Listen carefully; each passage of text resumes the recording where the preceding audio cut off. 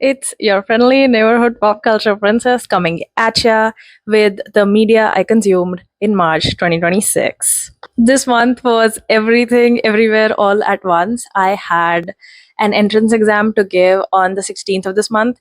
So, leading up to that, I was only able to watch one movie. And as soon as that exam was over, I hauled ass to sink my teeth into as many pieces of media as I could. So, I was able to watch 4 seasons of a show, two movies, and read one book. So, the categories for this month are going to be books, movies, and shows.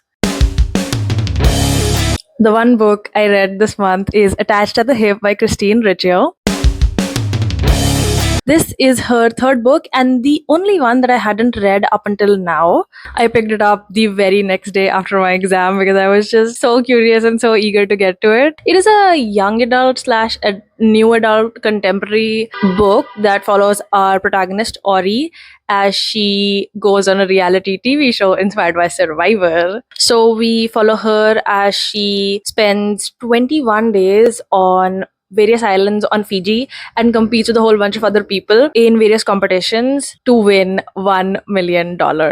It's a romance and friendship based focused twist on Survivor, with each participant being romantically or platonically compatible with at least three other participants. So they have to form alliances and bonds with other people in order to survive and avoid being eliminated from the game. The story is very interesting and very unique, at least to me, because I am not into reality TV. I'm not a reality TV person, and I have never watched a single episode of Survivor in my entire life. But I felt it would make more sense as a visual form of media. It just didn't really hit the way it would have if it were a movie or a TV series. Like, the book print format is not the perfect fit for this sort of story, is what I'm trying to say. I'm actually very curious about the audiobook for this because I feel like the audio medium would lead to a better, more interesting, and more entertaining experience of this story. And I have listened to the audiobooks for Christine's first and fourth books, Again But Better and 30 Flirty and Forever Alone, respectively. I really love those books, and I think the fact that I listened to the audiobook for those two books made them so much better. As it is, I know Christine is fantastic. I love her books. I think her books are fantastic. But the audiobook format really, really contributed to the story because she always has wonderful, wonderful narrators narrating the stories. So yeah, I would like to check out the audiobook for this one. I would have bought the audiobook instantly if it had been available in India, but it is not. So disappointed but not surprised. I do love the characters though. All of Christine's female protagonists are so silly, goofy, and wacky. I genuinely adore all of them. And Ori's relationship with her family and Kennedy and Osprey is so cute. I got the yuck from Remy like 2 pages in, and he's genuinely so despicable. Yuck, yuck, yuck. I'm sorry. I'm sorry. But on a more positive note, Shane and Jamie's cameos, oh my god. Oh my god. I was so happy when I saw Jamie's name in like the very beginning of the book. I was like, oh my god, what? And I was so excited. And then when she announces Leo and Shane, I had not, based on how Ori described Shane, I was not able to guess that it's Shane, and I had not put two and two together that this Leo is Shane's Leo. And then when Jamie announces Leo and Shane during one of their challenges, that they had family members over for each of the participants had a family member over for this particular challenge, I was like, oh my god, Shane. And then I flipped back a couple of pages and I looked at the description she gave of her. But then I was also so surprised that Ori did not recognize Shane because she has read Shane's book and she was recommending Shane's books to Osprey. And she said that they were like some of her favorite books ever. So that was a bit surprising that she didn't recognize her. But then she meets Shane later in the book and is fangirling over her and is smacking herself in the head for not recognizing her before during the challenge. But yeah, she was just a bit overwhelmed and she was so happy to see her sister after so long, after spending so many days completely separated, isolated from the rest of the world and her family, that she was just so excited to see her sister. She did not clock it that that's Shane Primavera. Oh my god.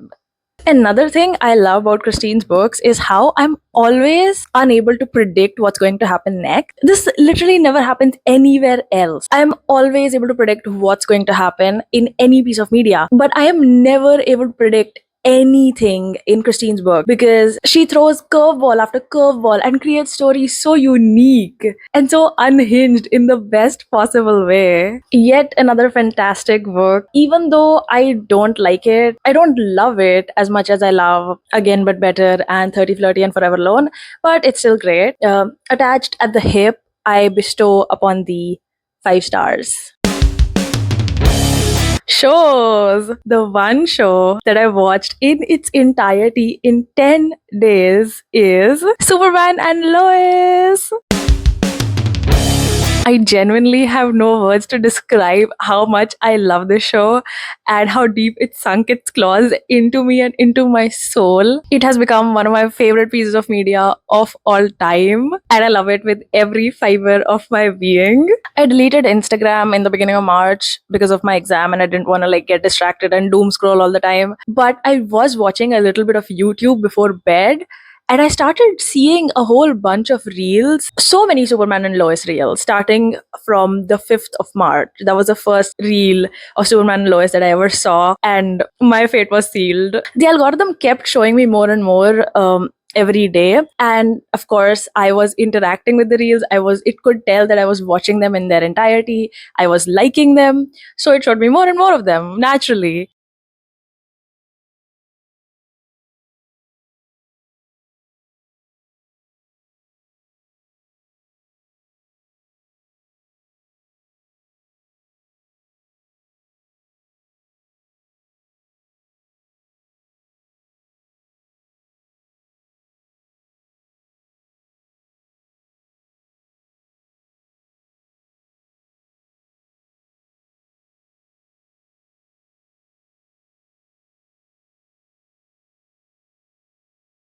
By the 12th of March, I had added the show to my list of media I want to watch, consume, and I was continuously thinking about this one specific short, which was the clip of John Henry's Lois dying, followed by the clip of our Lois in that same situation. And Leslie Lar pops up behind her and is building up her ocular blast and is going to Lois, but then John Henry and his hammer save the day. I didn't understand what was happening just by watching the clip, but I read someone's comment underneath this particular shot, and I'm gonna read that out. So the comment goes: Imagine the love of your life, your wife, gets killed by someone, then you go to a different world or timeline just to find that they are alive, your wife is alive, so you have hope just to find out that she is married and in love with the person that her in the other world. I won't be able to handle it. So this was the comment that I read, and I literally kept thinking about this shot and this comment explaining the story over and over and over again, every single second for the next couple of days. That was my final straw.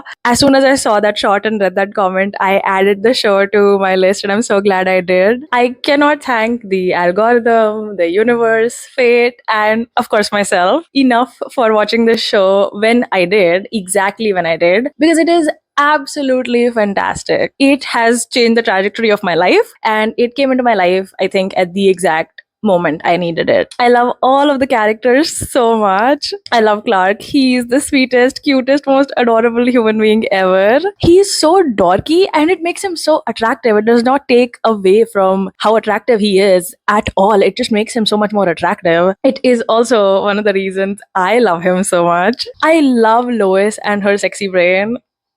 I also really admire how graceful and elegant and poised she is. The way she carries herself, the way she remains steady and steadfast and strong in the face of so much uncertainty. She has a lot of vulnerable moments in the show, but still she carries herself in such a strong and dignified way. It's fantastic. The sweet domestic bliss moments between her and Clark are my favorite part of the show, not going to lie. The boys are cute and funny, and I think like Jordan especially is like really cute. He's got a very sweet, round, cute face and the curly hair. The devil could not reach me, so he made me extra vulnerable to the QI effect. But yeah, the boys are cute and they're great and they seem sweet too. But they get into so much trouble. It's insane. They have some of the worst ideas ever and they enact on them. And I was so infuriated at multiple points throughout the show because of the shit the boys were getting up to. I was pissed off at those dudes constantly. Raising two teenage boys seems like a nightmare. Oh my god. But their bond and them working together, the fraternals being the fraternals, is pretty cool. I love Nat and John Henry and Sarah and Lana. John Henry, Nat, and Sam's character arcs are fantastic. I love how they grew and developed as people and characters throughout the show. Yesterday's enemies became today's friends, and that's actually really lovely. I have so many things to talk about. I literally genuinely have 144 pages of notes I took while watching the show, but this video is then going to be too long, way too long. So I will save my extremely long rant for another time. Hopefully, a full length video dedicated to the show in the future. For now, I would like to conclude by saying Superman and Lois, I bestow upon thee 500 million stars. Absolute cinema. Another thing I would also like to mention is that my dad really liked it as well. He sat down to watch a little bit of it with me, and within like 2 minutes, he said that the screenplay is very well made and well written. And I had been narrating this story every couple of episodes to him, anyways. So, yeah, good stuff. Dad approved. The final category for this month is movies. I watched two movies, The Half of It 2020 and Superman 2025. I watched the half of it on 11th March. I started it after 1 a.m. and in my notes it says I finished watching at around 3:04. So I don't think the movie was actually even 2 hours long. I'm not too sure. So definitely after 1 a.m. And I loved being able to stay up late watching a movie after so long. I have missed doing that so much because it's not possible for me to stay up all night watching movies because of college, because I have to wake up at the ass crack of dawn at 5 or 6 a.m. to get ready and go to college. So it's just, yeah, I just miss doing that.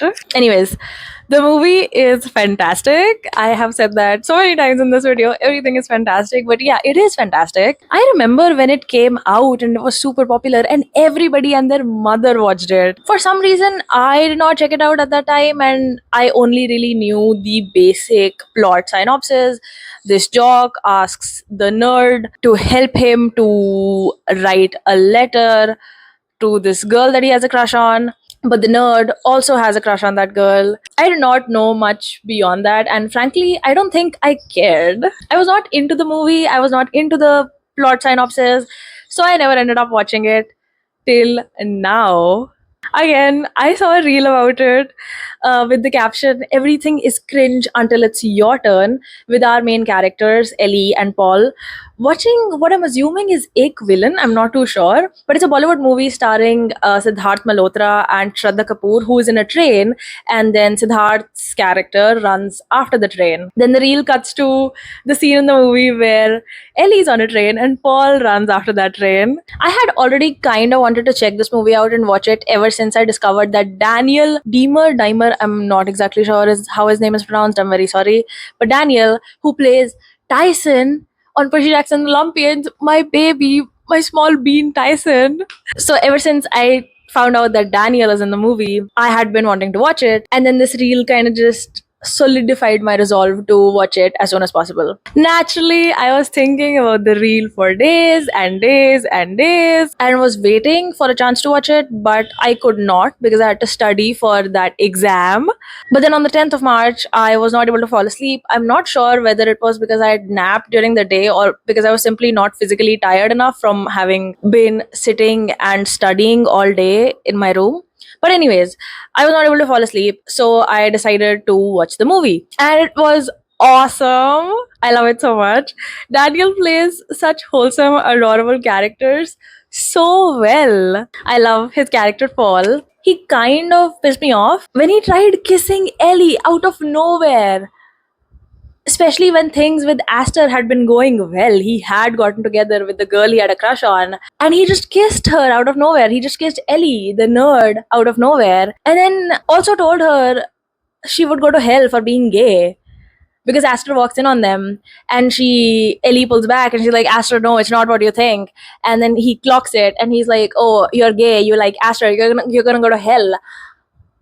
I'm sorry, what? But then because he loves her so much, he educates himself and learns that there is nothing wrong with being gay, and it's not a choice either. Ellie is not choosing to be gay either. It's normal and natural, and he lets go of his religious conditioning to see her and accept her as the beautiful human being she is. I love his relationship with Ellie's dad too, Mr. Chu, I think. Yeah, Mr. Chu. Very wholesome. And the way, like the juxtaposition between the two of them, both of them not being very good with words, and that's genius writing. I'm sorry, that's genius writing. The entire movie is genius writing. And I need to rewatch it and make a full length video on it too. Oh my god. Take a shot every time I say that. Actually don't. That's not gonna be healthy. I just saw another reel on it after scripting this video, and it was Ellie's dad watching the TV in like the beginning of the movie, and he cuts her off and says best part, and says the dialogue in the movie, which is like, this is the beginning of a beautiful friendship, followed by Ellie agreeing to write a letter on Paul's behalf because she needs the money. And it is indeed the start of a beautiful friendship. This movie is so good. This movie is so good. Ellie is fantastic. She is so smart and so witty, and I love her sexy brain. Some of the stuff she and Aster talk about went right over my head and made me feel stupid as well. Paul's not alone in feeling stupid. But despite not getting a whole bunch of the stuff they were talking about and bonding over, the movie is still so heartwarming and so beautiful and so wonderful. I don't think I would have appreciated it as much as I do had I watched it back in the day when it came out, like in 2020, 6 years ago. I don't think I would have loved it or appreciated it as much as I do now. So again, I watched it at the perfect time. Thank you, universe. Thank you, algorithm. Thank you, fate. And I'm glad that Daniel plays Tyson, which led me to Googling him and seeing that he has starred in this movie. And then that reel popped up on my feed and I decided to watch it. So yeah, thank you, Daniel. Thank you, algorithm. Thank you, universe. Fate brought this piece of media to me at the exact perfect time. Yet again, I loved it. It's definitely one of my favorite movies now. I give it 5 stars. The other movie that I watched this month is Superman 2025. This was a rewatch as I had already watched the movie back when it came out last year. I had been meaning to rewatch it for a while, and I really wanted to consume more of the world of Superman and Lois after finishing the show. So I think I started Superman 2025, the movie, literally 3 hours after I'd finished binging the show on the 25th of March.